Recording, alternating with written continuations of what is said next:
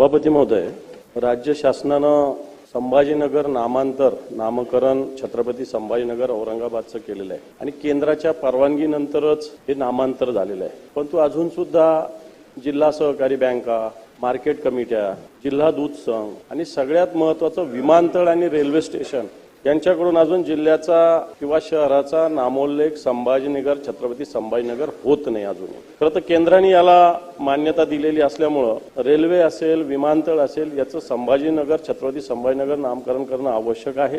आणि म्हणून आपल्या माध्यमातून मी सरकारला विनंती करेल की हे छत्रपती संभाजीनगर या सगळ्या ठिकाणी करण्यासंदर्भात तातडीनं कारवाई करावी अशी आपल्या मार्फत मी शासनाला विनंती.